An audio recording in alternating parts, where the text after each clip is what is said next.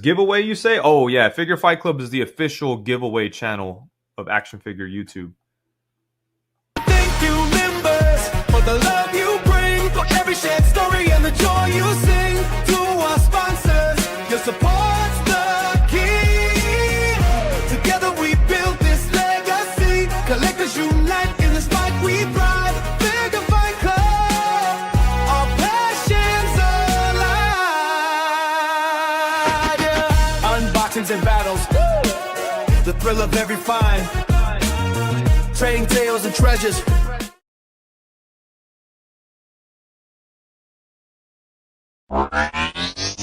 Flash in the night. Join the Figure Fight Club, where legends ignite. Decepticast, the battle's on. Action figures, heroes drawn. Transform and roll out, let's take a stand. In the ring of toys, we'll make our stand. From Megatron to Starscream, they're ready to fight. With every twist and turn, they light up the night. Collectors gather round, it's a sight to behold. With stories of valor and legends retold. Decepticast, the battle's on. Action figures, heroes jam. Transform and roll out, let's take a stand. In the ring of toys, they'll make our stand. So grab your figures, let's make some noise in the arena of action. We're all just toys with every epic showdown. We'll cheer and we'll shout in the Decepticast, there's no room for doubt. Decepticast, the battle's on. Action figures, heroes drawn. Transforming all out, let's take a stand. What's happening, everybody? Another Monday, Decepticast. Oh, shit. I did a horrible job covering my face. Did anybody go to McDonald's this week and get some changeables? Well, anyways, let's get this show started. I'd like to welcome my co-host, Anna, to the stage. Maybe? Oh, did we lose her?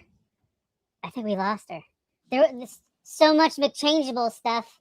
We lost her. And my pitch is still I'm up. here. Welcome back.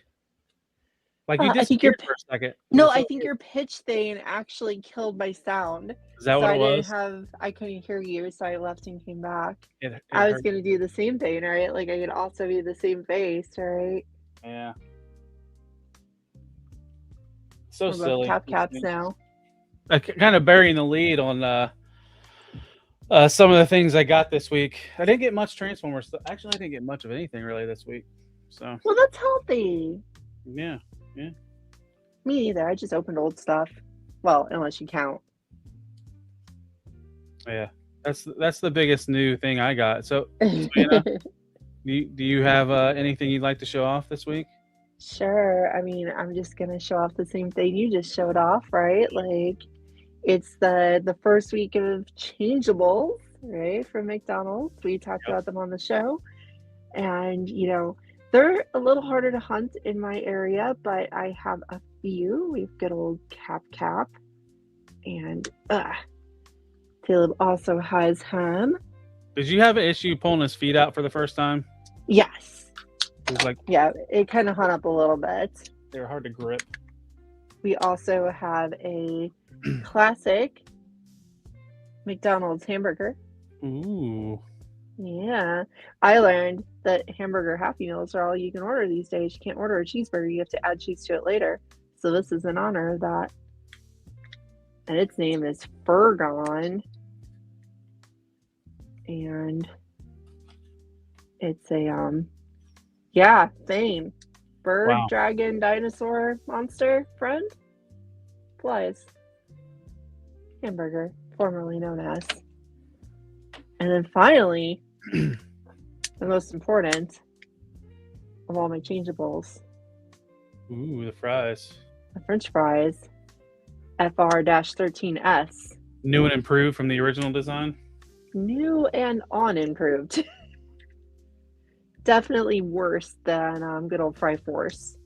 Right. But same basic transformation as Fry Force, which was the classic French fry bot, was good old Fry Force. It's fun. It's fun. It's a very fun promotion. For those of you who have nostalgia for it, it's worth chasing. I have heard that stores have anywhere from 1 to 16 of them, which there are 16. Yeah. Well, first of all, Abby, I probably spent $5 on a Happy Meal, so it was a little bit of sustenance. Even though I typically don't eat that shit, like because I'm on pretty much all carnivore diet, so I guess it's my cheat meal. But so this one I just got. This was, what is this guy's name? Taurus. Taurus, yeah. He's the McPlay Place. Yes, he's a play place. I don't have that one yet. Gotta get it. So, yeah, I mean, as soon as like my kid came over and saw Cap Cat, he was like, "What's that, Dad?" I was like, "I got a Happy Meal, bud." He's like, "Can I have that toy?" I'm like, "Maybe, we'll see." But for you know what? I didn't even do this. I'd like to welcome everybody joining us now. I've seen in the chat Jedi Ben, Lou, Figure Fight Club. He's always here. Zakanan, our Wrench Supreme, Zaldron, Articulated Times, Toyamics Display.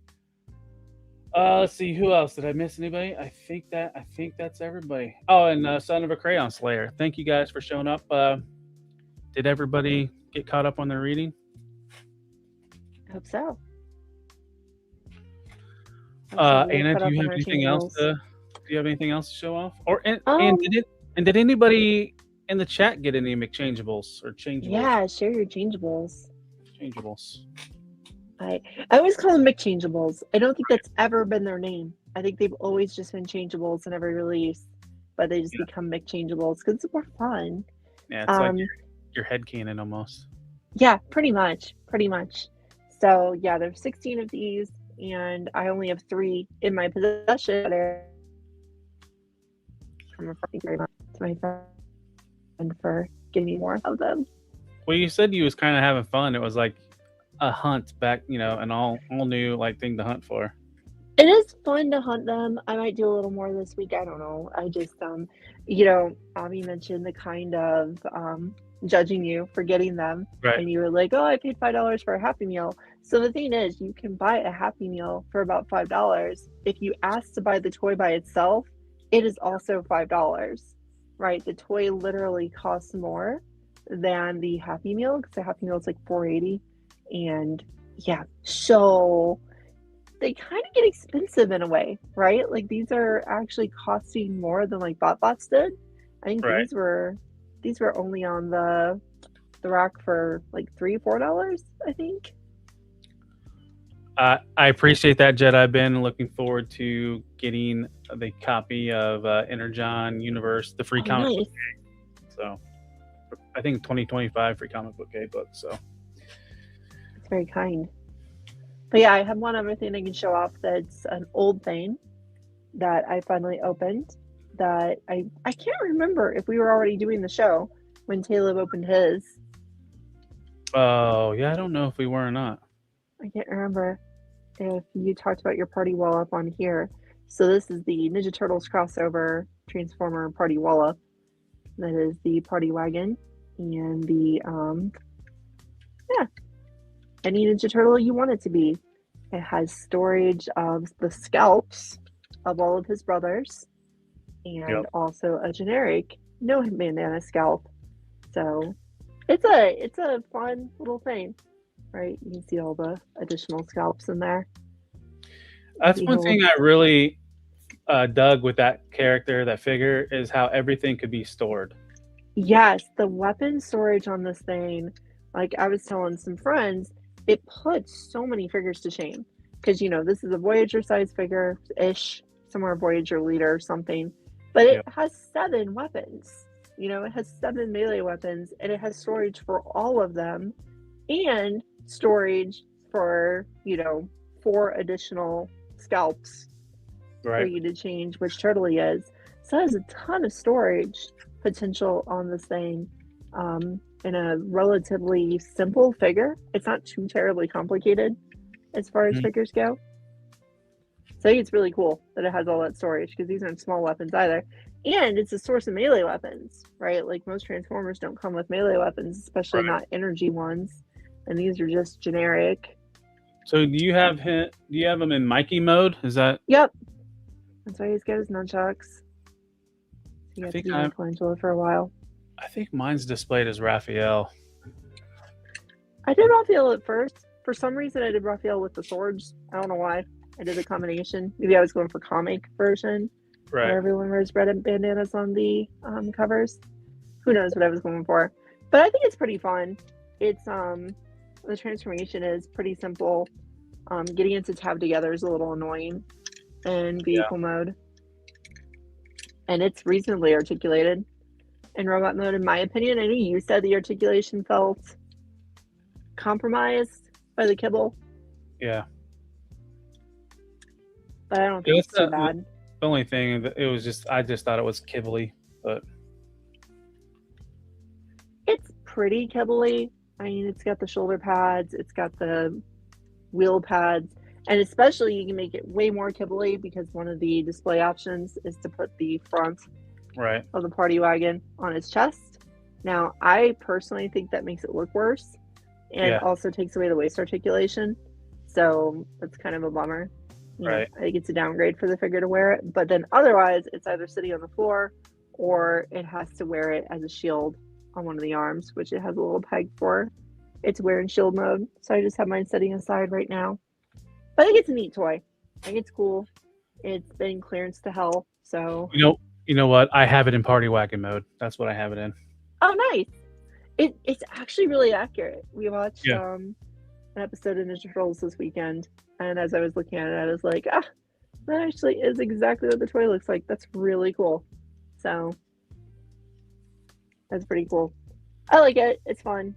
I think it's worth having if you have Ninja Turtles nostalgia. I have Ninja Turtles nostalgia, but don't collect them at all. So it's kind of nice to have one little thing.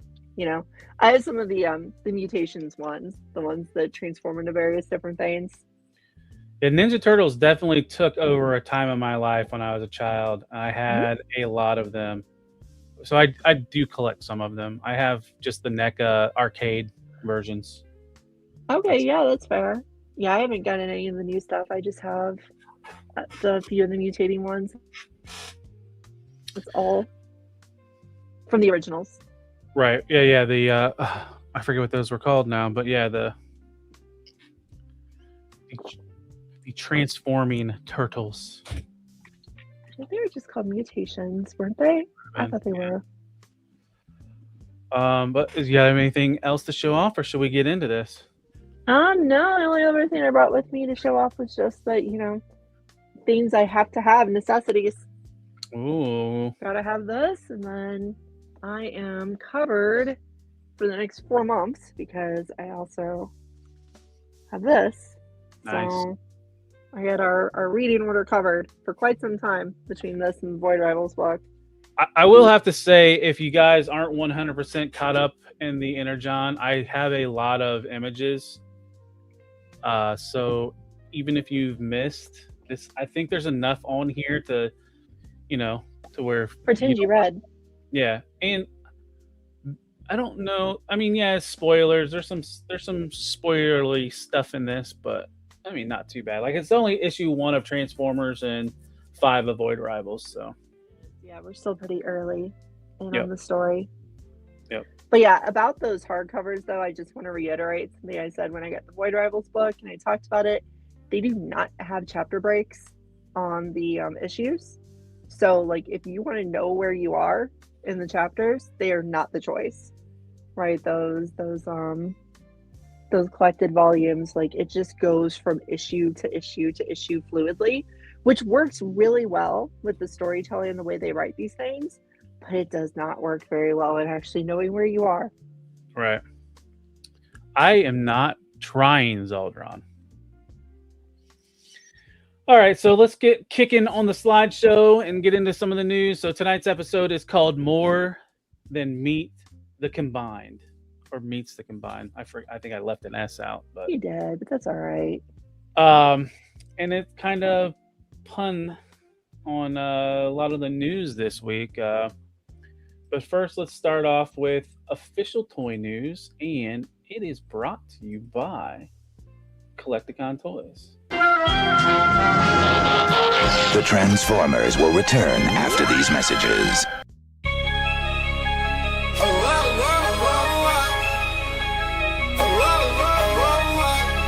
Yeah.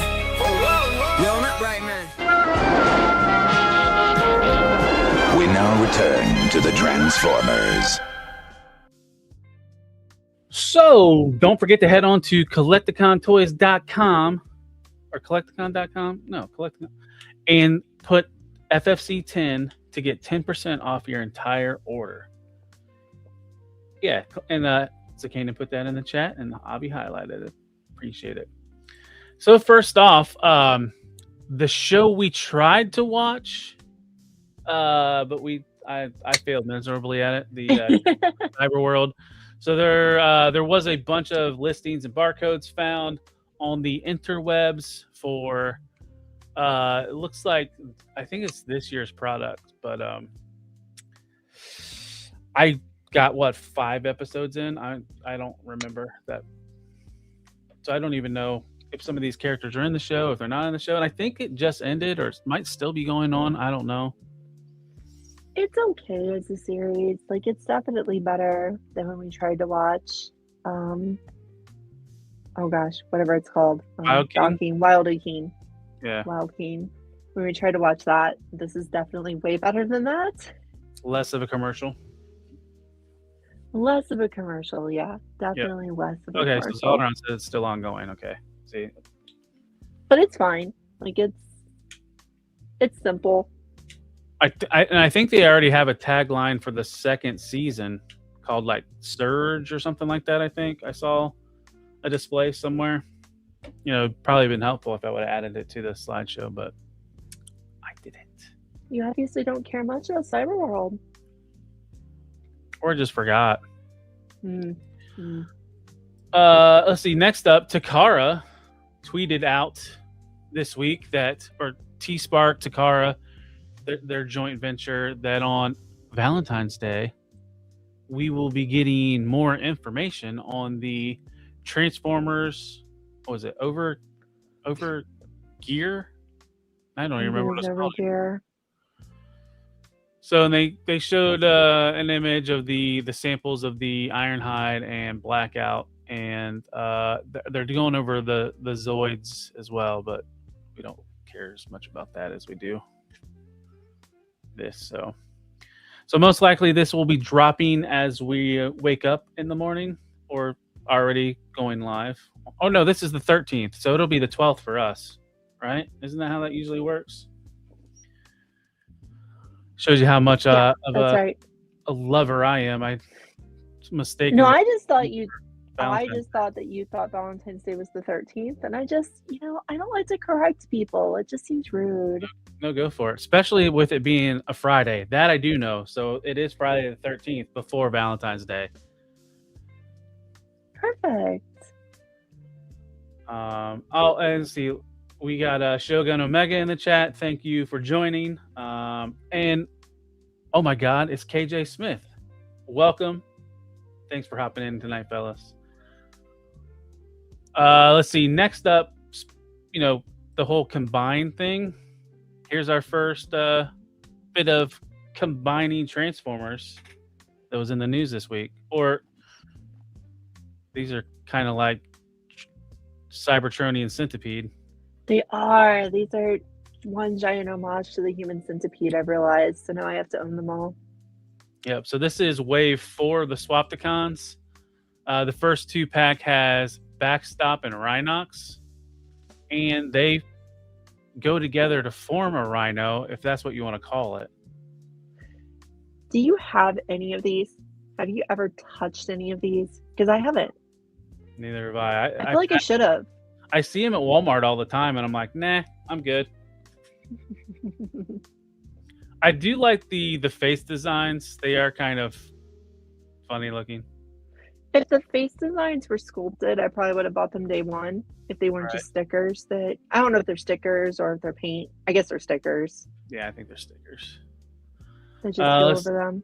Let's see. The next pair is Ironhide and Ratchet. I just find it funny that Ratchet's like crest on his brow looks like just a unibrow. It does.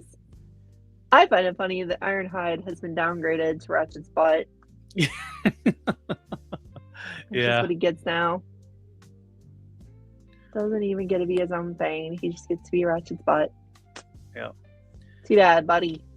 And then probably the interesting set out of the three is the BotCon. Wasn't Double Punch a BotCon exclusive, like repaint of Like I remember. and Scorpion? But this is the most interesting because it has an accessory. It has different limbs on each one. Yep. It's kind of cool. Yep. I like the colors. It's fun. Let's see. Next up, to more kind of interesting news. So, as we mentioned last week, be prepared because these were going to drop at 9 a.m. And these actually lasted a while. I don't know if Megatron's still available, but I know Prime sold out the same day. But we saw a buttload of images of this Prime with his Kit Kat bar or candy bar or whatever people have called it. Okay, so Zaldron says Megatron's still available. And we didn't get as many images last week in Megatron or the week prior, and then they all dropped this week when a listing went up. And Anna, did you get a close look at the Megatron face and how it doesn't match what it's supposed to, and it looks like he's just drooling? Yeah, I hate it. It's awful. Yeah. And it's like, he's just like frothing at the mouth for some reason. Yeah, I don't get what happened here. Yeah, because I think I said this last week when we were looking at it, but the Megatron needs cool facial expressions, right? He's an 80s cartoon villain. He's always smiling and cackling and making silly faces. And then, we get an expression in face, and I know that he had some juices running down his face in the iconic scene and all that stuff, but it didn't really look like this. Right. It didn't come out great. Oh, no.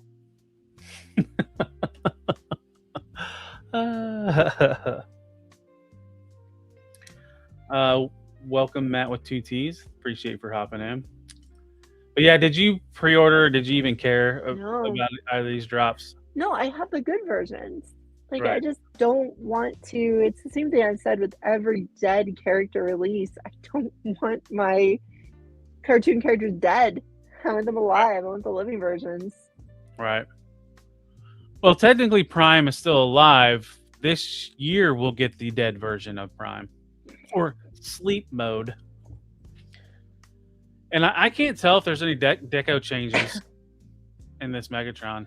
It looks all the same, other than the battle damaged chest and head. That's the only thing that's different. You don't think they changed the color on the legs? I know you Maybe said a before little you thought bit. that. Maybe a little bit. I will have to say, I think I mentioned it last week. I really like what they did with the packaging, where it says "One shall stand and one shall It's fall." cute. Yeah. It's almost too subtle though, because it's in that like kind of clear text and the clear plastic, and it's like people might miss that entirely. It almost would be kind of cool if it was above the head maybe as a speech bubble. Yeah, that would be fun. I certainly did not realize that there was 54 steps according to the instructions.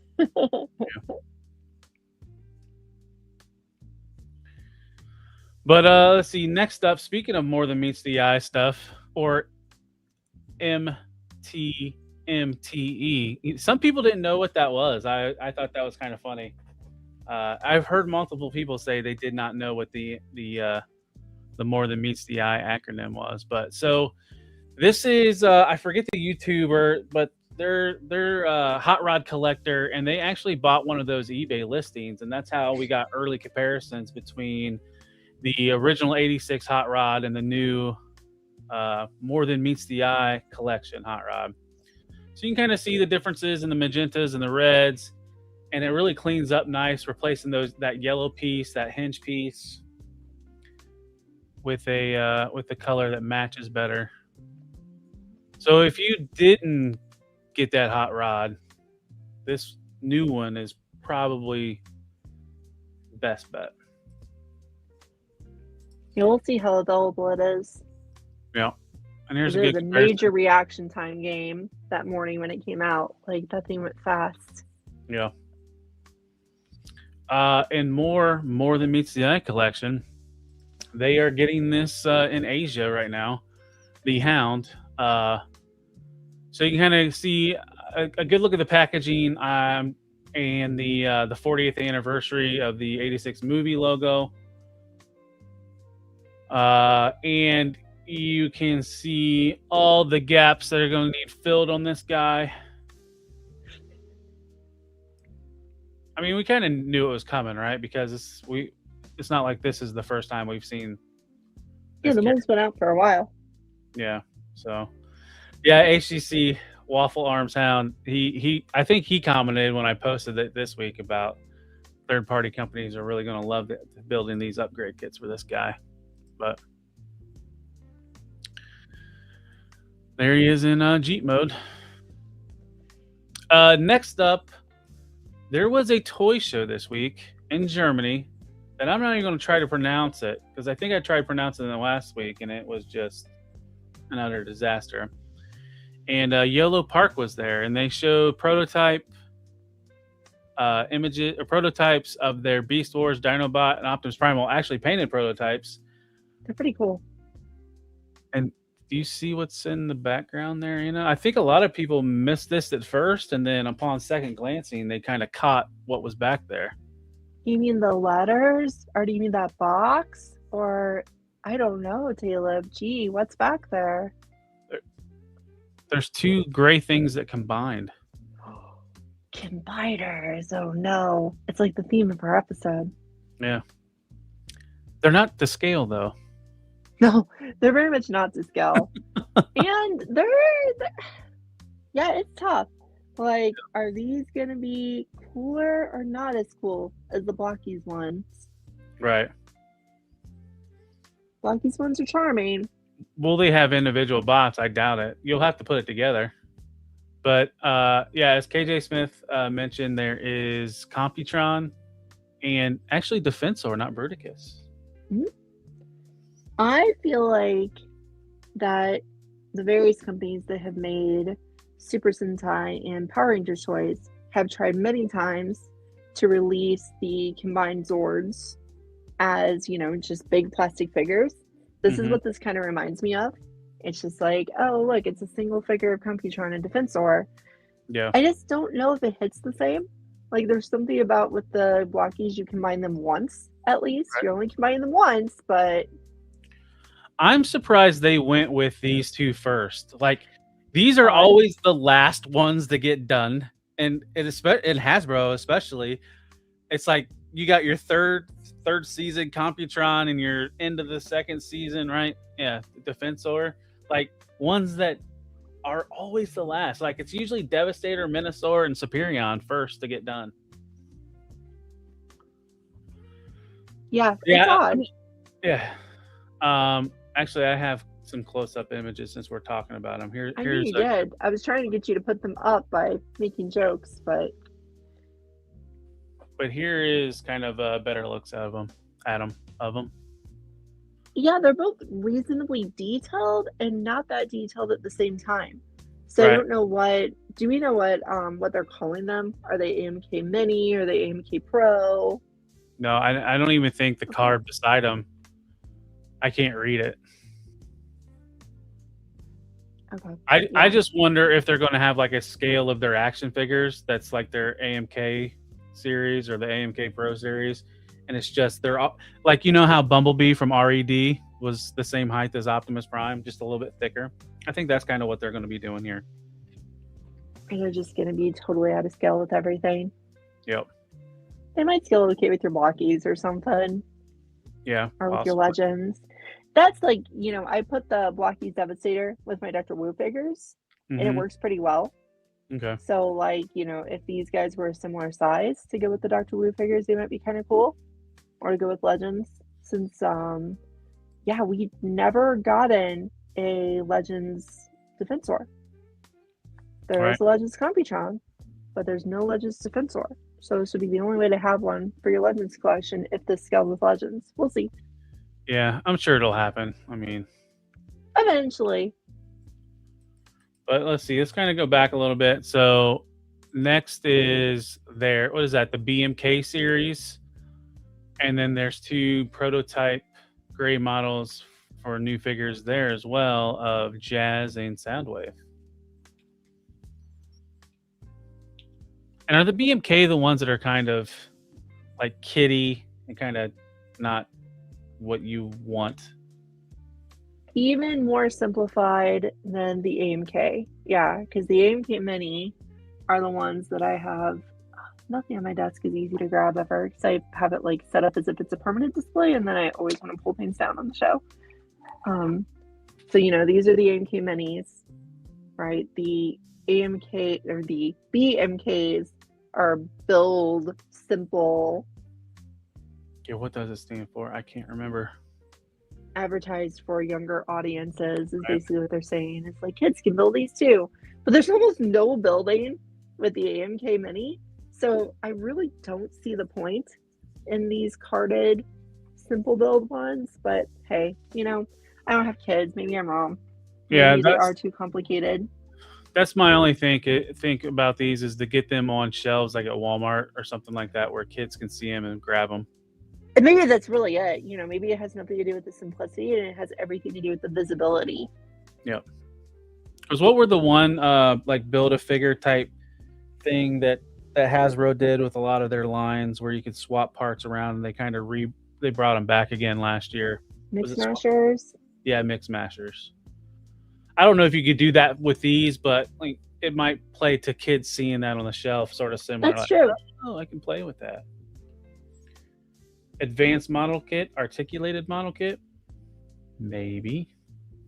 Oh yeah, the AMKs. They have AMK Mini, AMK Pro. And then here is some closer images of that Dinobot and Optimus Primal.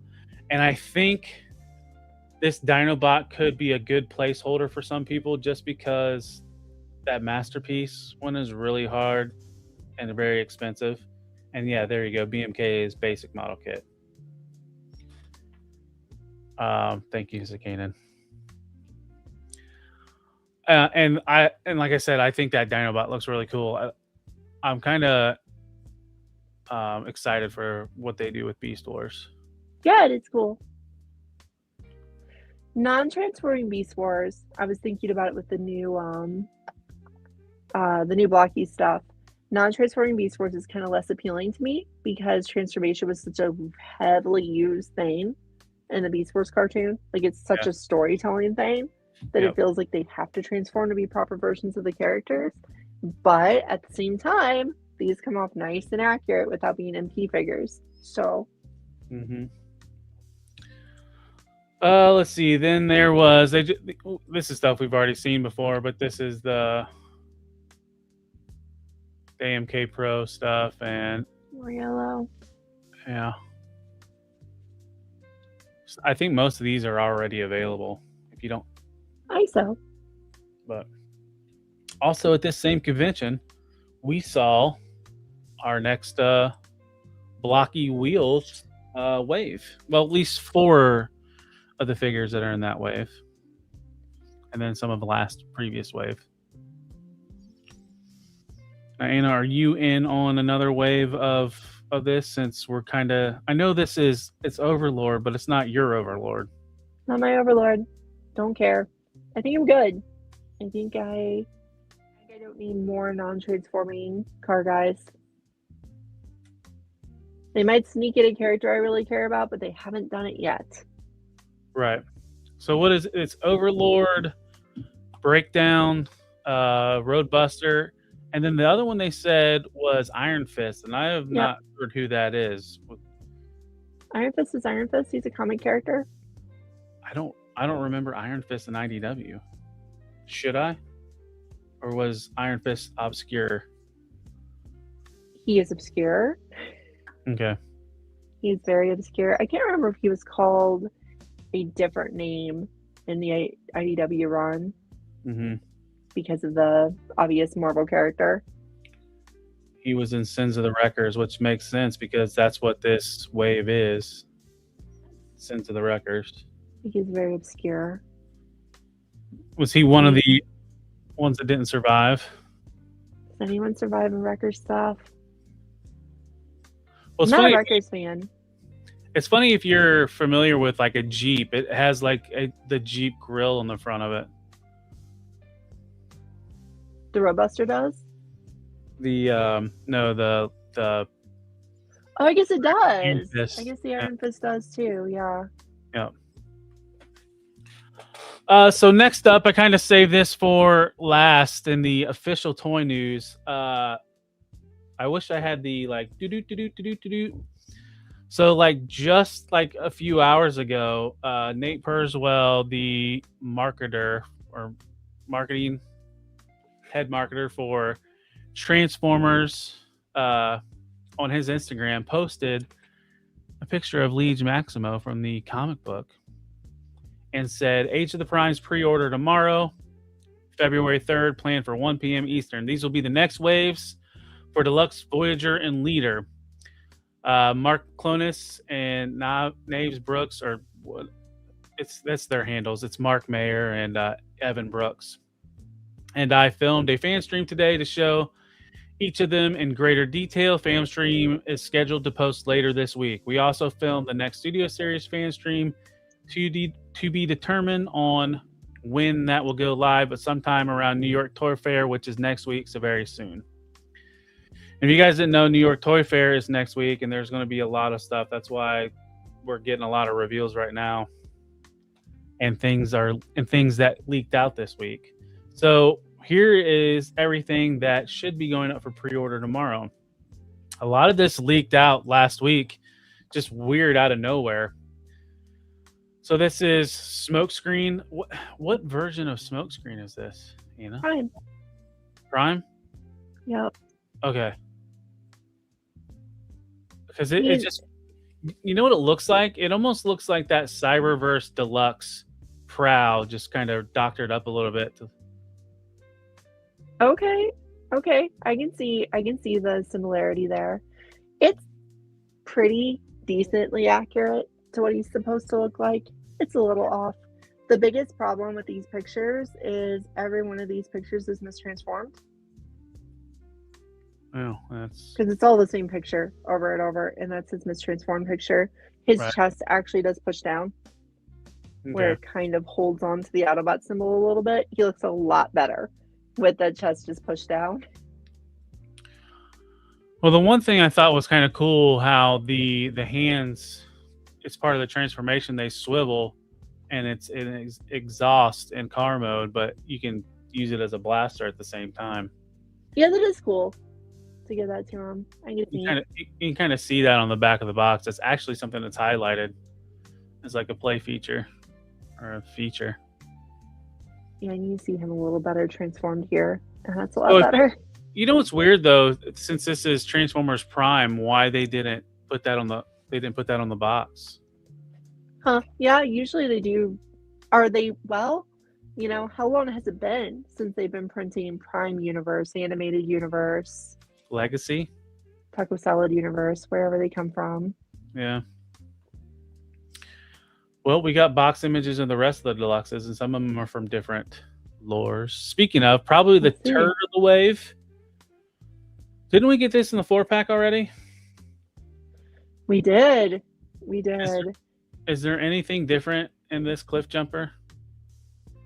I don't think so. I think he's the same. I'd have to, you know, what's funny is I've never actually unwrapped mine. Mine's still wrapped in the paper right now.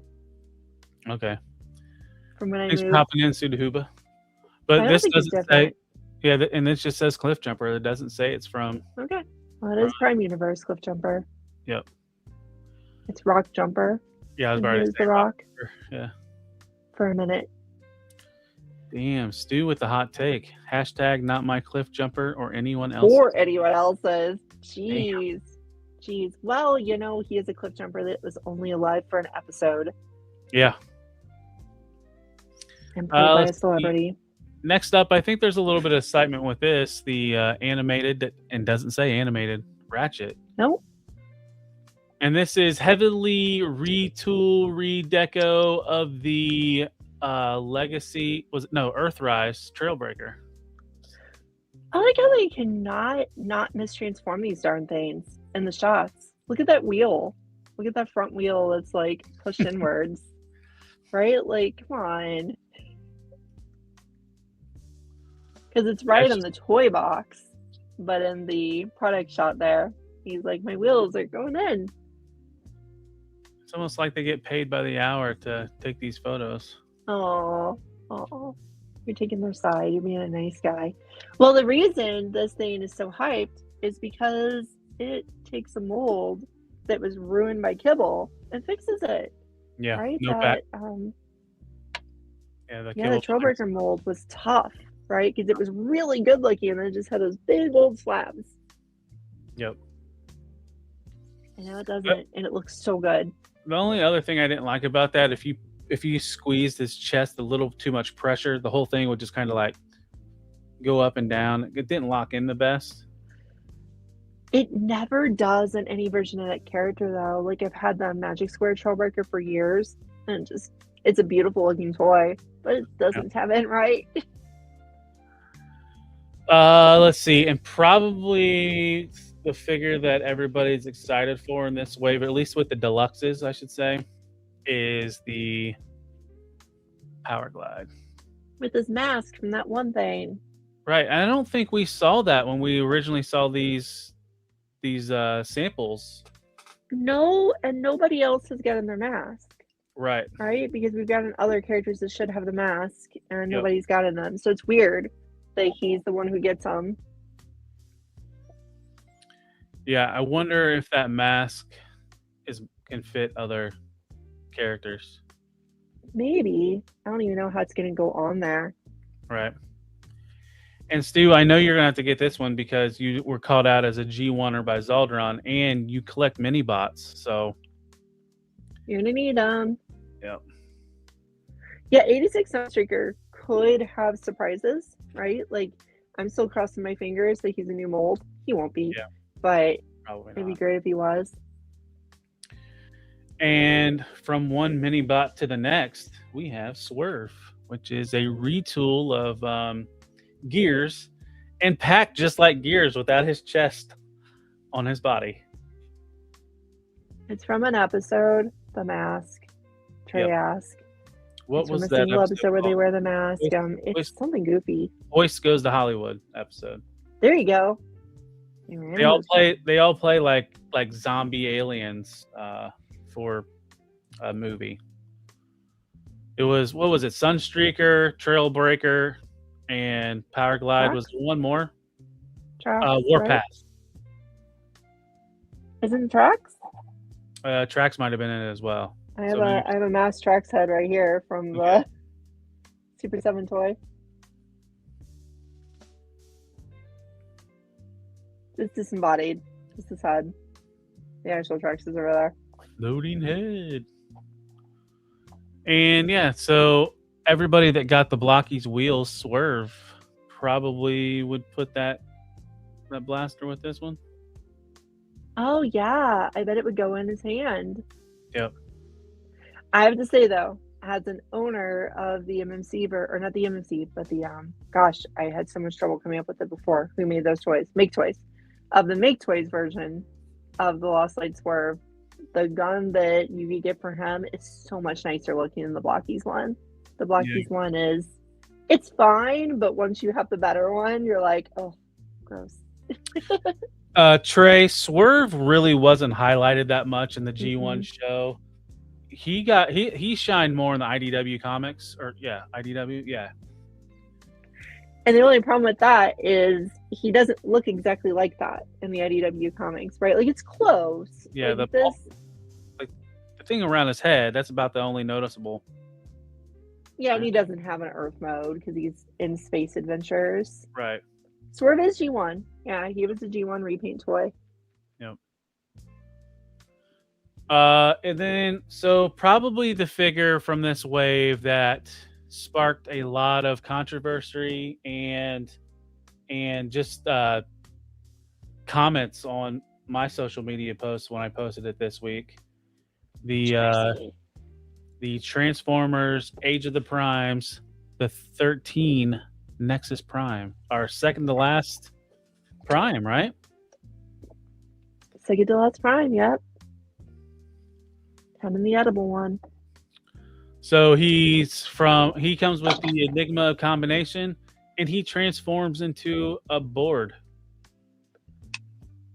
Yeah, so this is so interesting that he transforms into what you could call kind of a spaceship, right?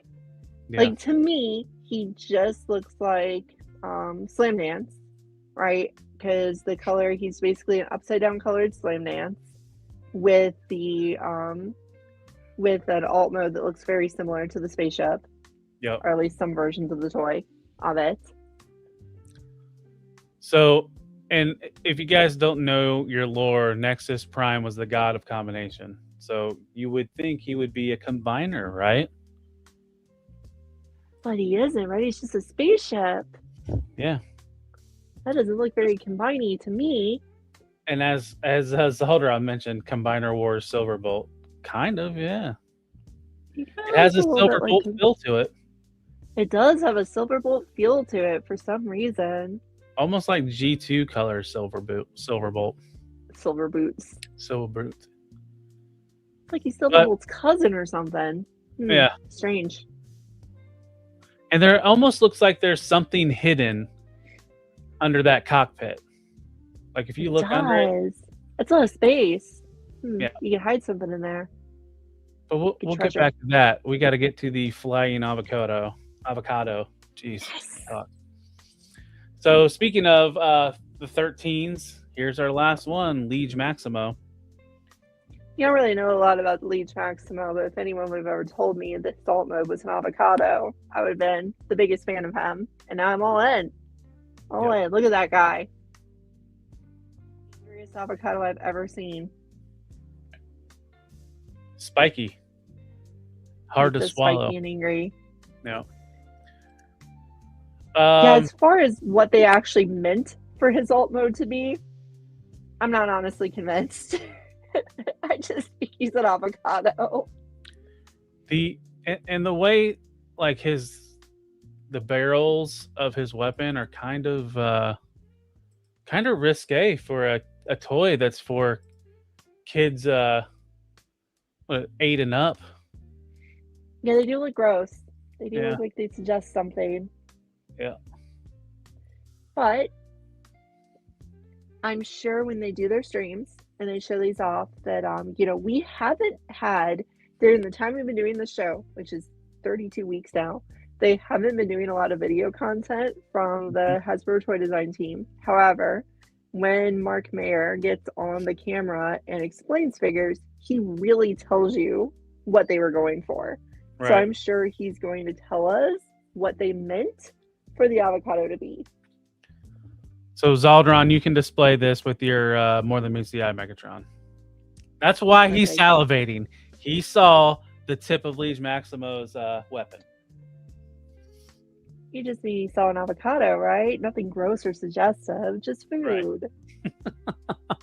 All right, so if Nexus Prime didn't piss off, excite the fans, exciting. What Mark Mayer from Instagram posted this week might. So we got pieces of our most recent combiners. We've got Brawl, we've got Superion, we've got Blastoff, we've got Vortex on Superion's arm. We have Nexus Prime in combined mode on the Superion torso. Silverbolt pants. And what's very interesting about this is I turn mine around, right? So you actually have to turn it around because this is the front of Superion. This is actually the back, right? So they have him actually connected where the front of Nexus is on the back so that the Superion chest is stored in the back as the new back, and the front gets to be all Nexus-y and gets to actually show him off. Now, what that means, though, is this flap that's supposed to plug into Silverbolt and hold everything secure is just there. It looks kind of hideous out just in the open, but his transformation is actually not the same as Silverbolt, but it's actually kind of similar in a lot of ways. You'll notice that the way Silverbolt kind of packs up, these are his legs and his arms go on the inside. And really what seems to be different about Nexus is that, and I'll just pull that off, is that his arms don't really go on the inside. They kind of just stack side by side, so he's a little wider from side to side than Silverbolt is. So he's going to make this weird Superion a little bit wider, but he's not going to have the traditional chest the Superion would have. It's very interesting the way they pulled that off. I don't know if I'm really calling it good, but it's interesting. It's like, I don't want to beat it up, but it just looks basic. I don't even want to use the pun, plain. It just, I don't know. It's not exciting looking at it. So what John Battle just said is kind of like true. This is a way of giving us a little bit of Scramble, right? A little bit of Scramble City, because it's showing us that, the arms are pretty interchangeable across at least Verticus and Superion. And then the legs actually, they come off so that you can sub in the legs from Verticus at least. So you can at least play with these two. I don't think there's a tremendous amount of compatibility with Minosaur, though. I'm not really sure about that one because I don't have Motormaster, because I'm still waiting for G2 Motormaster to happen sometime in 2030. So yeah, that was the other thing that I did notice. No Motormaster pieces on this. No Motormaster pieces. So I don't really know if Motormaster pieces are overly compatible. But does Dead End and Drag Strip, can you clamp them on Superion's arms? Isn't it the same? I would have finished my Superion a long time before I did, were that the case, but I had to wait to get the proper limbs. Okay. The legs are pretty swappable because of the way they fit in. Yeah, but that the arms style clip. Now the thing is, I don't know if they have the same clip on the arms, because this clip is in common between Bruticus and Superion. So all you would have to do is take off a Motormaster arm piece and clip it in if that's the case, so you can still get kind of some scramble that way. Well, I think it was Zaldron that mentioned in the Discord, what if we get a Nexus Prime kit before we get G2 Motormaster? I feel like it's going to happen. I know. So if you want to simulate it, just turn your Silverbolt around backwards, stick him on there, just turn his head around, and then he's got a big old beak, his airplane beak. It'll look great. So, Anna, what happens if you are not like yourself? You have a lot of these pieces, and you want to collect this set to do this as a representation of Nexus Prime in your collection. Well, somebody on X posted this, and I just had to steal it and throw it in the slideshow. So each of these numbers represent a price. And if you wanted to build this Nexus Prime, you're going to have to spend, if you haven't already spent, $368 for this combiner. Because it's kind of a controversial move to release a combiner in the era of skeletons, to release a torso in the era of skeletons that doesn't come with a skeleton, right? The only way to get an extra skeleton is to literally buy another commander figure. And these aren't commanders that are shelf-warming either, right? Like, I don't think Silverbolt is shelf-warming at all. I know Motormaster sure as heck did, and he's valuable now. You can find Silverbolt still, because it's still recent enough. Yeah. But yeah, good luck finding Minosaur. Yeah, not gonna find Minosaur, but he doesn't go here. It's just these two so far. Yep. And this is a little bit of an homage. What Mark did here is a little bit of an homage to the Transformers Collectors Club Nexus Prime, which kind of involves figures that are similar to these. They use the Energon molds, so it's kind of a different thing entirely. but it's kind of an homage to it. It's kind of neat that he did it, but at the same time, I really want to hear from him and the others. Is this intentional? Is this what I'm supposed to do for it, or am I waiting for a kit? Right. And I don't think they would tell us if there was one on the way. You know, they don't. Why They not? want to sell this, right? They're not going to say, "Hey, in 6 to 10 months, there's going to be a complete like box gift set." Yeah, probably not. But that is all for official news. That was a lot of official news. Normally, it's we're through it quick, but there was a lot of stuff from Hasbro this week. So, And it's fun stuff too. Like I think honestly, like I know Nexus and Liege are both kind of weird. You know, we've got a chest and we've got the alt mode is a chest, the alt mode is an avocado. Kind of weird releases, but they're both pretty fun. Yep. But next up, DNA is they are just churning out kit after kit. Now, granted, this is a repaint of a previous kit, but so this is for the Armana Nemesis Prime. But I think one of the coolest bits on this, other than the articulated fingers for the hands, is for those that were heavy-handed with their Saber Team figure and was breaking it, there is pieces, replacement parts. It's really nice, actually. Mm-hmm. And I bet it can transform smoothly. Yeah. And DNA is not done. They actually did another upgrade kit that kind of fixed something that was a big breakage issue for a lot of HasLab buyers. And this of the Godfire Convoy. I think this one's great. I think it's really cool that they're doing this because, you know, it's a pretty good HasLab that has one giant flaw that it can break on you. The return process was a complete mess, as we covered on our show. Mm-hmm. So this is cool that they're doing this. Because the on the top left, that new waist piece, that's the part that was cracking, right? Yep. So if you install that, which is probably going to involve some work, if you do install that, you'll be good. And let's see, here's some more. This is the Ultra Magnus, or what was his name in Car Robots? God Magnus. God Magnus, yeah. Yeah, and it just it gives him a little closer to the feel of the character from the animation. Just a little, like, because he didn't look as goofy in the animation as he does in the toy. Yeah, like his proportions look a lot better where he's still leggy, but not like boxy, not like this box and then a little bit of a thigh. Yeah, I think he comes out a lot nicer after this upgrade kit. And so if you look at the bottom center picture, I think one of the biggest upgrades is after all these years, they fill in that gap on his shoulders. Yeah. Because he's always had that overhead view where you can literally see into his chest compartment. It's awful. But this fixes that finally after all these years. And then here is the combined mode.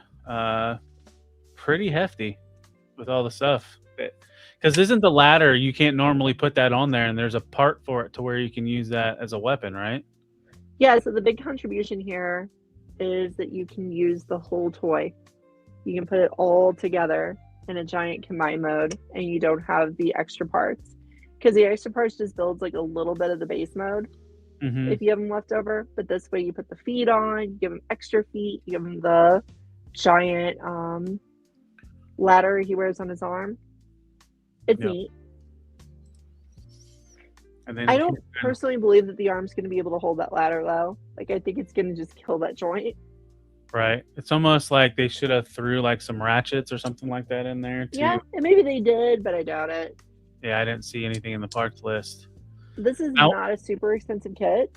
So, you know, DNA usually charges quite a bit for some of their kits. This one's not that bad. Yep.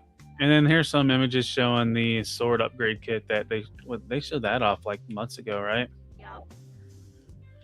So one of the notes that DNA put on the post for this was it's going to be limited and it won't be rerun. So if you want this, get it. because they know how many they need to make, right? Because this was a HasLab. The HasLab, we know kind of how many were produced, so it's not like they can rerun this, like the Power of the Primes, Predaking, like they've done multiple times, or some of these other figures, because there's a lot more that was produced. So get in on this, and like we've mentioned, it fixes some flaws.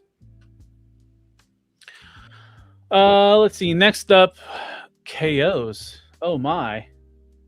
So this company, ME05, is doing a KO oversized of the 3-0 DLX Revenge of the Fallen Megatron. And I want to put quotes around KO oversized because it's only about 1.5 inches taller. Not that much oversized. I don't know what the final price is, but if you've paid any attention to when we talk about 3-0, they are super expensive. So if you can get this at a fraction of the cost and it looks just as good and feels just as good, and you like Bayverse, pick it up. Let's see. Next up, continue on to KO. So this is a Weeboo user that I find. She posts a lot of weird KO stuff, and this kind of reminds me of like you remember like the kidnappers would send a letter I know. with a different No. the ransom note with the different magazine clippings. And I think that's what they're trying to do. I don't know if they're trying to like keep the heat off of them, but you can see that they're in the works of Style Gen Optimus Prime KO, which is typically what happens. As soon as that starts hitting people's hands, we start hearing the KO, because that was the same thing with that Atmos hot rod. As soon as that started hitting stock and getting in people's hands, we started seeing news of a KO. So, And the Takara stuff gets KO'd because of the price, right? The KOs usually end up costing half as much. So Yep. you would expect this to be $100 figure instead of the $200. And because the prices are so high, the KOs kind of work for people. yeah.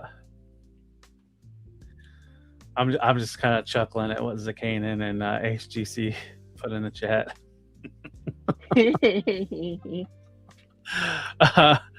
But yeah, we'll keep a lookout on this.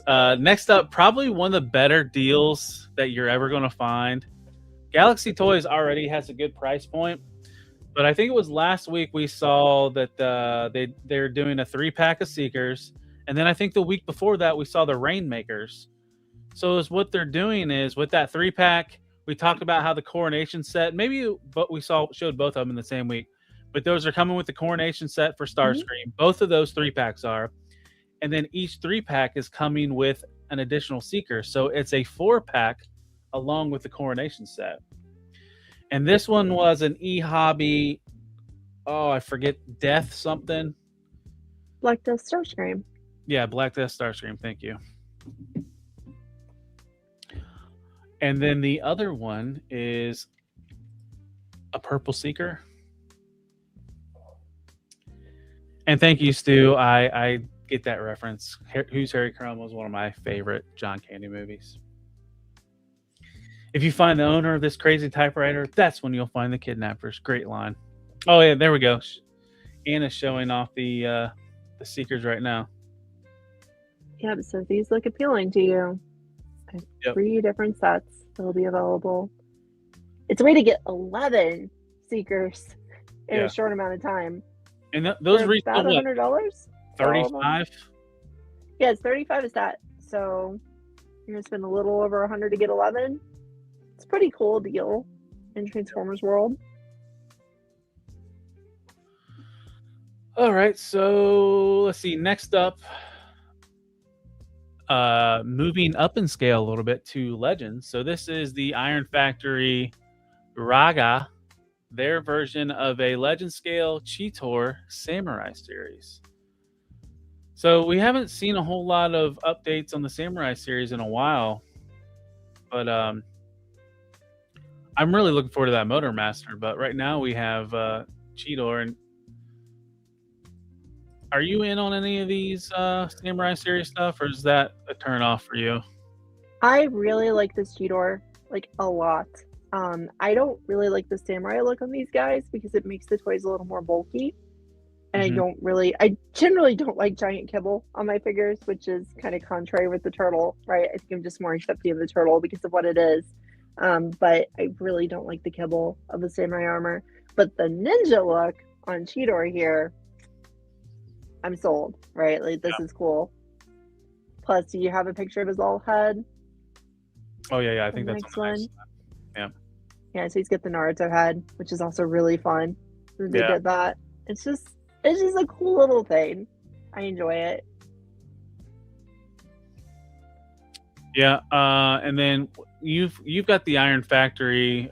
You have some of their stuff, so they make quality products, right? They do. Yeah, I really don't have much complaints with Iron Factory. I've only got Girl Thundercracker sitting beside me right now, but yeah, I have quite a few of their figures, and they've made good combiners. You know, they've done their Bruticus from years ago was a little iffy, but their DJD combiner and their Lio Kaiser are really good. Well, moving on to we're going up in size again. So this is the Magic Square MS-B46SG, a legend scale version of Light of Victory, their version of a Shattered Glass Optimus Prime. And one of the first things that I noticed in this first picture that we don't see as much in Shattered Glass stuff, you're not seeing the cracked glass on his chest, and he's actually got a battle damage face mask. And I think he does. That's kind of a cool change. Yeah, I wonder if he comes with an alternate piece of plastic for his Shattered Glass window and an alternate head. That I'm not sure. I know there's quite a bit of slides, but I don't recall seeing like an image where it has like all like parts breakdown. Normally they usually do that a lot. They'll show the figure and then all the additional parts, but it looks like it's just a translucent plastic window. But Toyama, that's kind of like what, like if you ever see any of the original like Shattered Glass of Optimus Prime, his windshields broke or cracked, and I think instead of doing that deco on the windshield, they're doing that on his face. Because if you're familiar with Shattered Glass, it takes from the old Star Trek episode where you had evil Spock with a mustache. This is sort of the same theory in Transformers, the alternate reality where the good is bad and bad is good. Very amusing. Yep. And here he is in truck mode. No trailer, so I'm assuming this has probably got a decent price if it's just cab. Probably. I don't think I've ever handled this mold because I have the first Optimus they did, and I think they did some significant remolding. Yeah. Definitely cleaned up the rear where the trailer would plug into. Very clean. It's pretty clean. Speaking of dirty, Make Toys and TF Source, just I don't understand how this mold for this Seeker is not at the bottom of the ocean by now. Yeah, so like if anyone here, we already talked about this in book club last night, if anyone here has some creative guesses for what they were trying to do with this thing, please tell us, because you'll notice that of all the Colorverse Make Toy Seekers, he's the first one to get a different head. And all I can see with this coloration, especially the side of the arm and the fact they put the cannons on his back for some reason in the face, is that he's supposed to be Onslaught. That's all I can see with him, right? For a moment, we thought that he might be the Blitzmarine repaint in the Diaclone colors. What is that one called? Like it's quick change, short change, discount, bootleg. I know what you're talking about, and I forget its name too. Yeah, well, he got they, because it's just a mass-produced drone, but that mass-produced drone got a mainline toy like a year ago or something like that. Overcharge. Overcharge. And for a moment, I thought this was supposed to be Overcharge, but it's not the right colors. This is much closer to Onslaught's colors. Yeah. So I don't know. Except I don't think Onslaught has seafoam green underwear. No, I feel like it's a little bit of like an homage to sort of the colorations. Maybe Yeah. it's a little bit off, but why has it got a new head? I What don't about know. that?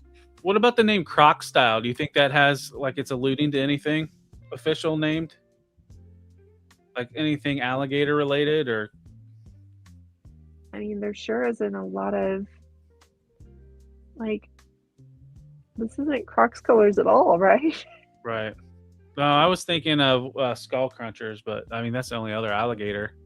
Not really Skull Crunchers colors either. If there was pink, then yeah. Yeah, there's pink, but it's definitely not Skull Cruncher's face. Nope. Yeah. God, who knows what they were going with on this? And then here's what it looks like in alt mode. I mean, looks like all the other Seekers, except with those long ass cannons.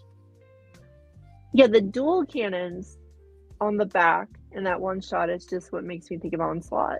That's Right. just why I feel like it's him. But And, I don't know. this doesn't even look like a finished product. It looks like the colors, how flat they are, it looks like a pre-production sample. I guess, like, I don't know. You felt when we first saw this, you were like, "Oh gosh, what is this ugly thing?" I thought it was kind of cool. I don't Is know. it I kinda don't mind it. $150 cool or whatever TF Source is going to charge for this fucking thing, and then it'll go up on Show Z in a year for $80? Yeah, so they'll be 160, and then they'll go up to Show Z for 80, half price, right? So Yeah. So you if probably anybody don't need to wants run some out of and those, buy this guy. if anybody wants some of those old Colorverse Seekers, they're on Show Z right now for like 80, 85 a piece. So Yeah, Show Z's just covered in those darn things right now. I Yeah. got a ton of them. well, last bit of third-party news, and the theme of the evening, combiners, and this is Dreamstar Toys. They are the company that I've had horror stories about, but they are finishing up their Devastator and their Prowlstator because they are doing a Prowl for that. Now they're moving on to Combaticons and Bruticus, and this is their Brawl. It's a cool design.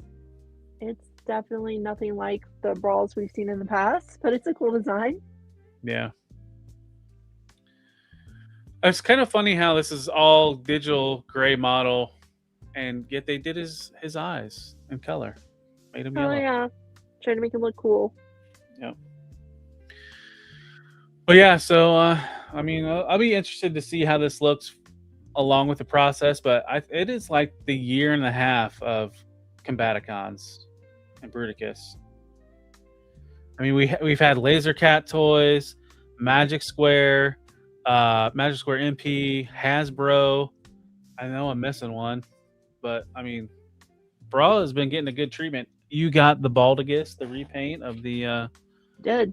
Yep. Yeah, I get that HGC. It's nice to see stylized stuff, so not everything's G1. So if you want something different, you could go this route. I'm worried about their QC, and I haven't heard too much negative stuff on the Devastator. So maybe they're righting the wrongs of what the Superion went through. You know what company I would really love to see like produce unique new designs would be someone like Dr. Wu, where it's very small and cheap. Because it's just like I want to go into these kind of like more original designs, but I don't want to jump all in at the masterpiece level. That's what Keen Toys did, right? They produce these humongous, expensive, beautiful figures that are very unique. And it's like, ooh, doing that at masterpiece scale? Maybe if it was Legends. Yeah. You know, it's funny. King Toys have been really quiet lately. They're doing the bugs. They got distracted by doing those bugs, and I just wonder if they're Dinobots. I wonder if they've just went too much with doing like 5 different scales. Maybe. Yeah, Jedi Ben, I definitely think if you're looking to more details and stylization, this is probably going to be a good looking bot. But So that is all for the news this week. So it's now we're moving into our books and our assignments. So if you guys remember where we left off, so we've read Boys Rivals 1 through 4, right? Yeah, 1 through 4. Yeah, 1 through 4. So we've been introduced to our main characters. They were stranded on a planet together. They woke up a transformer by the name of Jetfire or Skyfire, depending on which continuity you like. He was like, "Oh, you guys are weird. Peace out. I got a mission that I got to handle," and then we followed them. They rebuilt their ship. They rebuilt a ship to get off that planet. There was a little bit of fighting between them, almost like they were rivals. They finally got off planet, but they were just floating out in space. They weren't able to really move that much. They sent out a distress call. They were picked up by Suxoid. He put them on his ship, and then they kind of thought they were captured, escaped from him, had a little bit of fight with them, opened up a creature, and then they slammed the door shut on its claws, damaged that creature. It was almost like a scorpion. And then they were introduced to a Quintesson prosecutor, I think, and told him, "I got a way to get off of here." They double cross him. Suxoid gives them a ship. They get off of his ship, and then they head to their planet.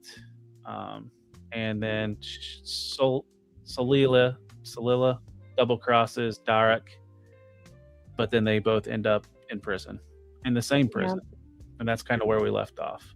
And we found out Darak is his father, and then the leader of each side of the planet knows that they look alike. It's not a secret. And the Agorians and the Zertonians know, the leaders know, but the people don't. Correct. And so the reason why I mentioned Jetfire, we'll kind of see, because first we read Transformers issue 1. And one of the cool things I like about this first page, I threw a lot of just panels and pages up here because there was a lot of introduced in this first issue, and I think one of the first things is trauma. Like, so you're seeing Sparkplug in war. You're seeing, it looks like he's in war, a fallen comrade. You're seeing the Ark descend to Earth. You're seeing Optimus's body, and then you're seeing a space shuttle lift off, which we'll kind of get more info on that. And then we get to Spike. He's trying to wake up his father. His father's passed out at the bar. And then on the right-hand side, we just have two people that are just talking about seeing a ship from space, a red and white ship, fly in from space. And there's a little bit of dialogue between Spike and Sparkplug, and they're talking about his brother that had passed away, and that's what the spaceship is. It blew up. It looks like on takeoff. And his brother was big into space. He was an astronaut, and he's taking his telescope, and they're just kind of arguing back and forth. And eventually, Sparkplug's co-worker picks him up and asks him if he's ready to go to work, because he lied to Spike, or Spark. Wait, is it Spike? Yeah, Spike.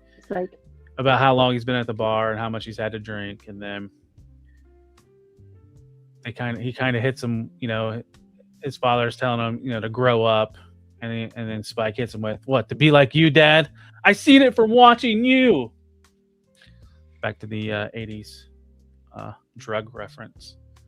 But then the father drives off, and then Spike meets Carly, or his friend Carly, with her best rendition of Visionaries on the side of her van.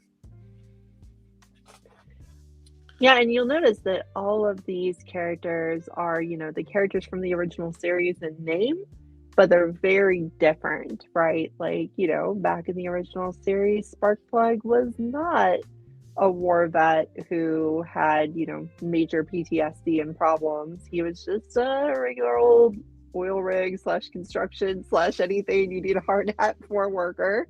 Right. And Spike was just good old fashioned child labor because he wasn't old enough to drive a car, but he sure did have a job. Let's see. Then moving on to Carly and Spike are heading up to this mountain to get a good view of the stars. And out of nowhere, there's an earthquake, and they fall through the crack of the mountain. And next thing you know, they end up into one of the thrusters of the Ark. They walk into the Ark. You see a bunch of dead robots. Or offline robots. You don't have to go through and identify everyone because they're all going to get up. Right. Well, not all of them. One has to get carried. Yep. So out of nowhere, that guy that just pieced out on our Void Rivals crew shows up in the ship, turns on Teletran 1 to start waking up the Transformers. First one that gets awoken, Starscream. And what does he do immediately when he is woke up? Gets himself some murder. Gets some murder and some Bumblebee. Pulls a Prime from the Bayverse and blasts his. Well, he didn't rip his face off, but he blasts his face off. Blasts his face off. Now, this is kind of cool, though. I do enjoy their dialogue because it's an homage to a few different things.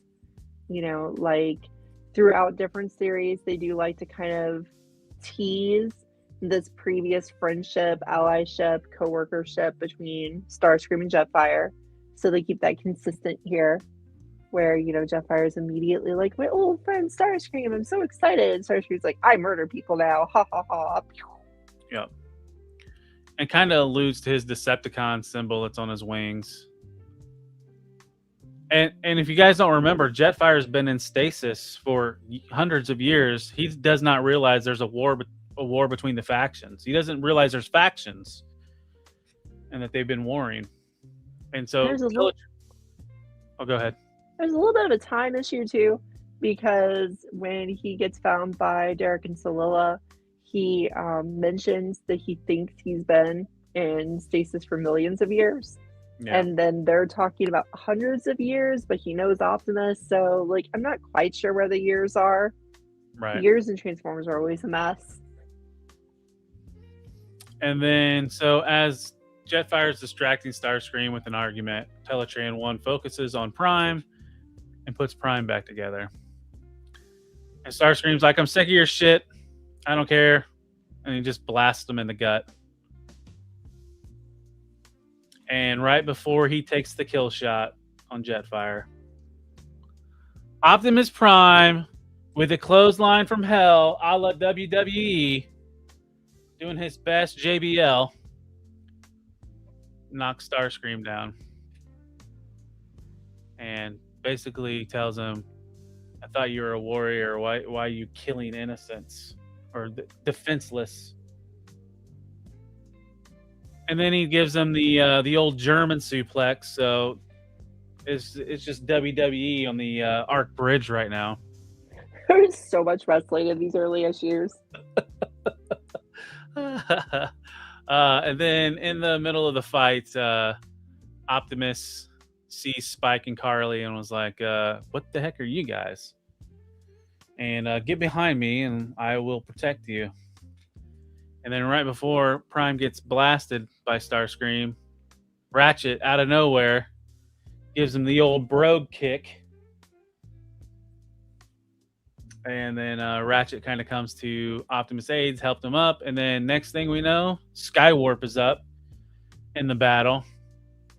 And Starscream's telling Skywarp, he's like, keep them busy while we get more of our troopers to get repaired. And next up is Soundwave.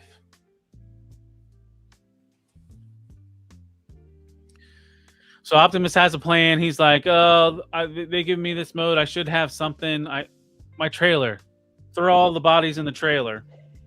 I'm gonna go get my gun and take care of the Decepticons. And as he's heading towards the gun, Soundwave, I think I didn't do that image, but Soundwave blasts it at Optimus Prime. A big explosion, knocks him off course, but puts him right in front of his fallen little buddy, Bumblebee, faceless Bumblebee.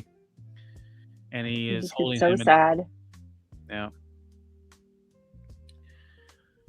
And then Starscream's just talking shit to Optimus Prime about how weak he is because he's mourning the loss of Bumblebee. He's trying to choke him because Yeah. Transformers can be choked now. The lack of oxygen to his brain matrix. So he's reaching for his weapon. Optimus is. It's just right out of reach. And then our humans go in and save the day and push his blaster towards his hand. And next up, oh wait, was that Thundercracker? Yeah, wait, yeah, No, Thundercracker doesn't quite make it together here. Right. So before Prime gets up, he blasts Ravage because Ravage is going in for a kill shot, and Soundwave's like, "My baby boy, my boy," and then now Thundercracker is getting back together. Prime realizes we gotta shut this shit down. Blast Teletran 1. And then we get the heroic image of him running out, like a la Hot Rod from the 86 movie, as he's running away from Unicron exploding. Spoilers. And then Starscream's yelling at Soundwave, and Soundwave's, trying to help Ravage. And then we get the famous line, Ratchet, transform, and roll out.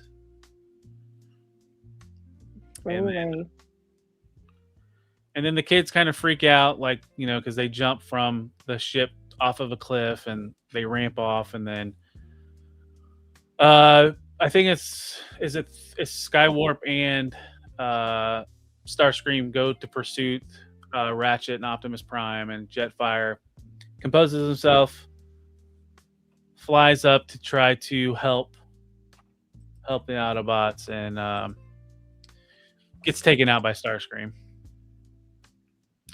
And Jetfire crash lands. He has his death scene, tells Optimus he failed. He was looking for Energon for Cybertron, and Ratchet and Optimus kind of go back and forth. Can the Matrix save him? And Ratchet's like, it's too late. You can't undo this. He's just super dead, never coming back. The deadest dead that ever deaded. Kind of. Next, we're back into the arc, and Starscream's yelling at Soundwave, "Why we got to get this fixed?" And Soundwave's like, "Man, why do I keep wanting to say Shockwave?" Soundwave's like, "We need Energon and a lot of luck and some components to fix my kitty." I'm so sad. Fix my kitty. Yeah. And he tells Starscream, "Hey, you have the most storage capacity to get Energon. You should go do it." And Starscream's like, "Why?" And he's like, "Well, somebody would have instructed you to do that." And Starscream is like, "Don't say his name. I am the Decepticon leader now." We know who he's talking about, right? And then scene change. We are back with Sparkplug and his buddy on the job site. Davey. What was that? I said Davey. Yeah. Davey. Very important character. And we are about to have an OSHA violation. Starscream shows up. This is what Soundwave was talking about. Say his name and he appears. I believe in Joe Henry. Yeah.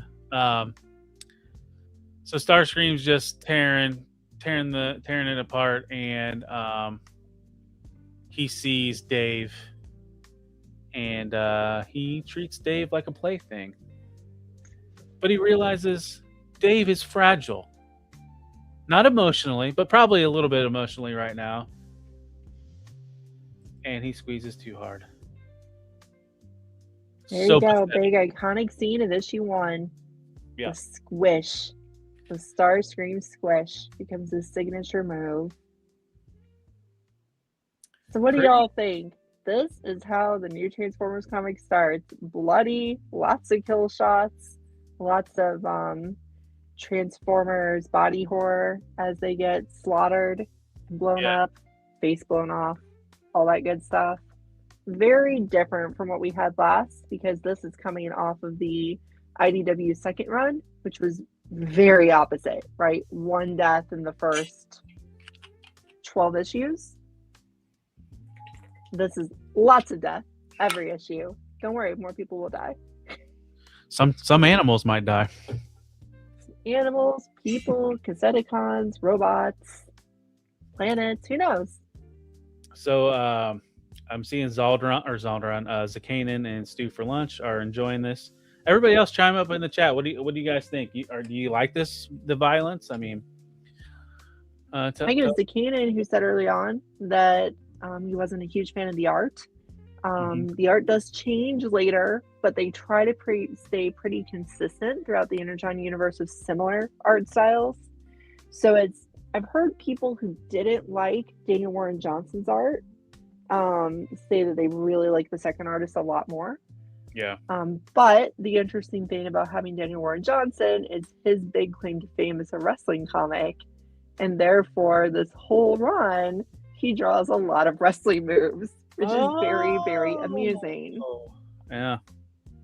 Oh yeah, that whole fight, the whole melee was all wrestling moves. Yeah, and it just keeps going. He keeps going on the heavy wrestling moves throughout his run because that's just, what he knows how to do. So, and it ends up with some really fun, for someone who's followed the series forever, watching Optimus Prime do a suplex, it's just really amusing. Yeah.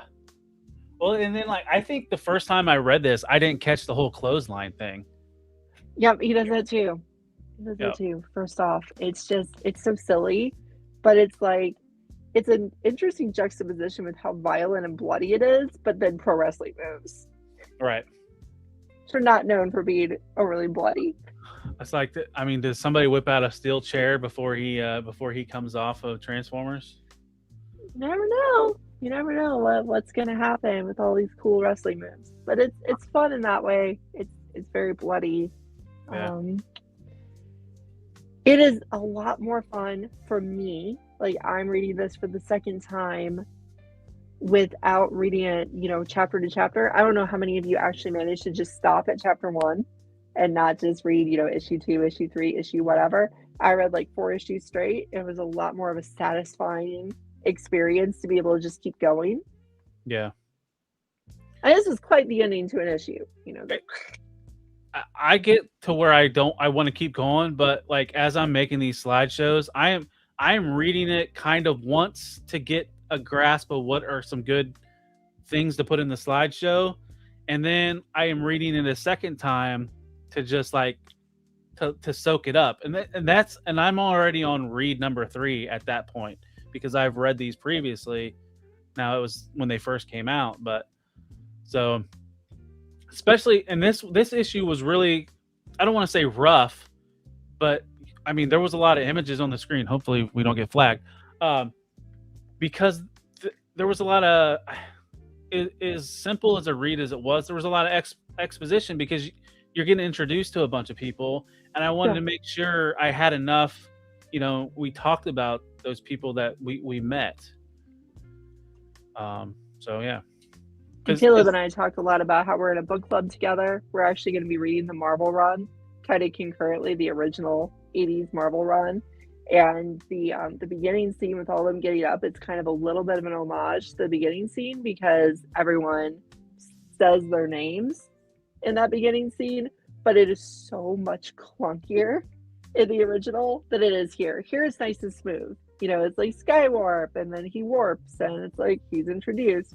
Ratchet, he's acting doctorly. It's Ratchet. But in that it is so clunky and so funny. Well, I think it kind of goes with a big complaint with Spider-Man movies or Batman movies. We know how it starts. Stop telling us over and over again how it starts. Get to the good shit. And they kind of did this here. we know these mostly everybody knows these characters and kind of their nuances, their in how they are, you know? Like we know Starscream's a son of a bitch. And boy is he in this comic. Absolutely. Yeah. And it's interesting just that, for me it's a little tough on the take on Starscream because he's not the same kind of funny. Other people have said that he's funny in this version because of doing things like this is kind of funny in a way, but it's kind of a gory, awful, evil way. But he's not that comic relief character that he is in the original series. You know what's funny? So we had a comedian play the voice of the original Starscream and Cobra Commander, the same comedian, and kind of had similar qualities. Cobra Commander and Starscream in these comic books have similar qualities. They do, but it's different, similar qualities. Yeah. It's a little bit of bloodlust. And, not to do any spoilers for Cobra Commander, but good God. Wait till we get to that. Bloody. Yeah. It's so surprising for someone who, again, I love the Chris Latta characters, the way he did the voices back then were just appealing to me as a kid. So seeing these characters turn into proper sociopaths it's dark. It's interesting. It's very different. It's a very different take on things, while also being very much the same in a lot of ways. Yep. Well, now to move on to our issue of Void Rivals number 5. A completely different tone after what we just witnessed. Yeah, we just got people in a cell whining at each other. Yeah, pretty much. And then, Derek just being the smart ass and Solilla being the realist. Yeah, we're going to die. And you're probably going to get tortured. Then you're going to die. And then I like the whole, when the guards grab Derek and they inject him, knock him out. And he's like, oh, man, out. And then, so I guess, are these almost like priestess that trained? Creepy space nuns. Okay. So Lola is greeted by creepy space nuns who say cryptic things about how she has failed and succeeded in something or another. Here's the thing. See you later. And then in Void Rivals, like every issue, we have to see our Transformers related. We do. And we get to see our first Quintesson Judge. And Suxoid has brought the prosecutor and saying, hey, I worked really hard to get him to you. Where's my reward? And the judge was like, no, where's our ship that had this precious cargo that you let get destroyed? And then the prosecutor's like, well, this dumbass allowed it to get hurt, and the people take the ship. What was it? And then he tried to sell me to Cybertron. And then the judge basically tells the prosecutor, shut the hell up. You're going to be sentenced. Get him out of here. And then he looks at Suxoid and said, you're next. You're about to be tried. And he's like, no, I got kids to feed. I got 5 kids to feed. I'm just trying to make my way through the galaxy. And then he's like, and then he mentions a Zertonian ship. And the judge pauses. Stop. Did you say Zertonian? And apparently that's special. Yeah. And we go back to Daruk being tortured, being the crap beat out of him. And he just basically is not giving him any information. He lets the guard know he's single. And people think he's quite the ladies' man. But he's not. It's just rumors. Right. And then a nice punch to the face kind of knocks him out. He's asking for Handroid, hey, help me get out of this. And then he realizes... no gloves. Yeah, no gloves. And then a small dark presence comes out of the shadows. And Dark kind of thinks he's hallucinating a little bit. But then we see a little child holding Dark's helmet, android, and clothing. And he asks the kid if he's real. He's like, or if he's real, and if who's he work for, and we kind of figure out it's like a resistance group. And Dark's like, well, wait a minute, you can't you tell that I'm different? And he's like, well, some of us know that, or that they're the same, different but the same. And he's like, yeah, some of us know.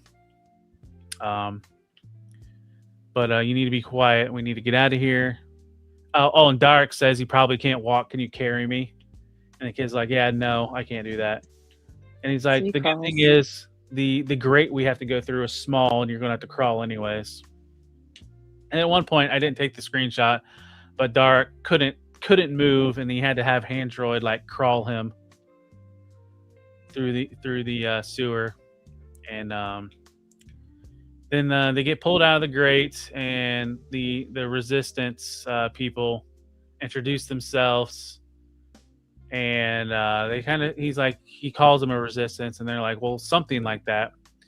And he says, we call ourselves the Unifiers. We strive to break the manufactured conflict between our people and bring the two halves of the sacred ring together. So they kind of know the whole separate races are bullshit, and that they should be one. And Dark doesn't want to go because of his rival needs freed. Yeah, and these people rightfully tell him, that's stupid. Why are you trying to save this lady? She betrayed you. She's going to betray you some more. She's mean. And he's just like, well, I'm stupid and I want to save her. And like most weird relationships on Facebook, it's complicated. And then let's see. Next up, what is it? I can't read that. So they said, so you don't know who she is really. And then the scene ends, or the comic ends, with her holding a key, an ominous key, and that is how our issue ends. So next week, back to Squishy Scream, and he is the highlight of the cover for issue number 2 of Transformers. So next week we are reading issue 2 of Transformers and issue 6 of Void Rivals. So that should be our first arc of Void Rivals. If you really want a collector's challenge, there were about 7,000 number 1 covers to Transformers. If you want to collect them all, you have to really hunt them. Did they break 100? There were so many covers. Yeah, I don't know. It got so silly how many covers they did for that Transformers. They hyped it so hard. Yeah. So I think issue number 2 of Transformers came out in November. It was either November or October. I think it was November, because issue 1 came out in October. And if you see in this cover, there is a pilot that Starscream interacts with. And that kicks off another series led by G.I. Joe. And that will be coming up soon as well. Oh, there's a reason I got that gold book recently. Right. It's coming. We're going to have it. But yeah, so what did you guys think of Void Rivals? It just almost felt like a filler to me. Like, we kind of seeing more cracks open up with the whole separate not planets, but separate sides of the planet. It's almost like a slow burn. Like, we're getting a lot, so we're getting some things answered, but then we're getting more questions. Yeah, Void Rivals is a much slower storytelling style than the Transformers is. Like this, especially this first 12 issue, or at least the first 6 issues of Transformers go so fast. It's psh, psh, psh, kill, explosion, blah, splat, all the things just going on, sound effects. And Void Rivals is this nice, slow, subtle story. intrigue and science fiction. But yeah, so I mean that's pretty much all we got for this evening. Anna, is there anything you'd like to shout out before we move on? No, I don't think so. I think we had a long show tonight. We talked about a lot of new toys and got to talk about torsos and watch people get their torsos crushed, faces shot off. It's a good evening. And I hope everybody's kind of liking the pace now that we've done back-to-back weeks of 2 books. It makes the show a little bit longer, but as we go through Transformer stuff, it might go faster. Whereas, like I said, with this book, there was a lot of introductions, and I just wanted to make sure we got all that stuff covered. So, but you were just excited because we've been doing this for weeks now, almost like a month, and hadn't done Transformers yet. You were just excited to get to Transformers. Yeah. But yeah, so you can find me on the YouTubes. I'm at Talib1980_collects. I got news and review coming up in an hour on my channel. Also, news post daily. A lot of this stuff that's on this, sadly, is regurgitated from my channel. So if you like my shorts, if you like my Instagram reels, my TikTok videos, whatever the hell they're called, X, all that stuff, I post that daily. And then on my channel is 2 reviews a week, Tuesdays, and it's Transformers Tuesday. And actually this Tuesday, this guy's going up.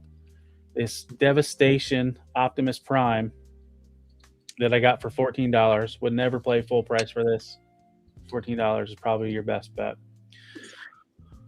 And then every Friday at 1 p.m. Eastern, or 1:30 my reviews go up. There's Action Figure Friday. I don't know when that's going to go up that Friday.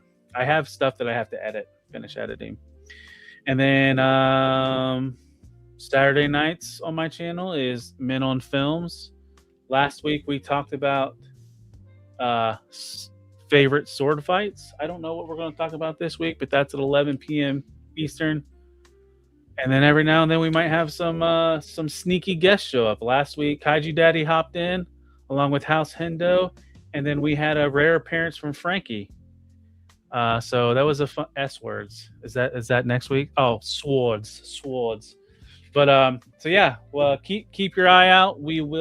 I will post on what we'll talk about, and who knows who will guest star this week. And then obviously you're on the Figure Fight Club channel right now watching us as me and Anna talk Transformers news, Void Rivals, Energon Universe topics, Transformers topics for Decepticast. That's at 10:15 every Monday. And then Tuesday night, tomorrow night, well, actually tonight because it's midnight in the Eastern time, is open mic night. Anybody can hop on. The link will be in the chat. Just don't be a jerk, and hopefully your mic works okay. And tomorrow's Lou's birthday, there is going to be some giveaways. I think he's giving away a G.I. Joe classified Desert Scorpion.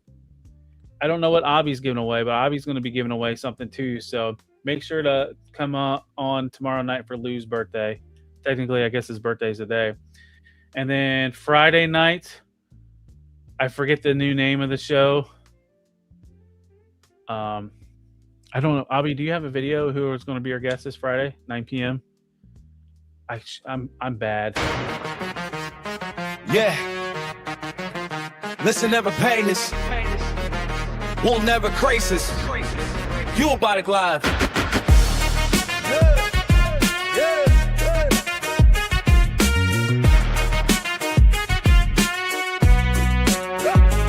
In a world of plastic dreams.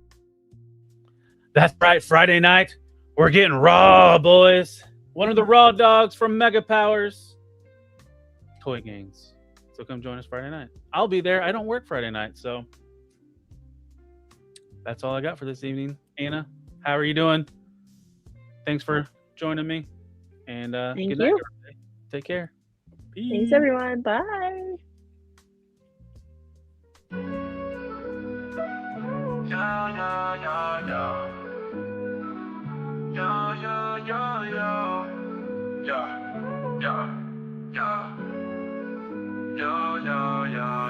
As we wrap up tonight's fun, the figures in talk, so we've just begun. Join us next time for thrills anew. In the world of Figure Fight Club, it's all for you. Make sure to subscribe and smash that like button. See you next week on Figure Fight Club, stay strutting.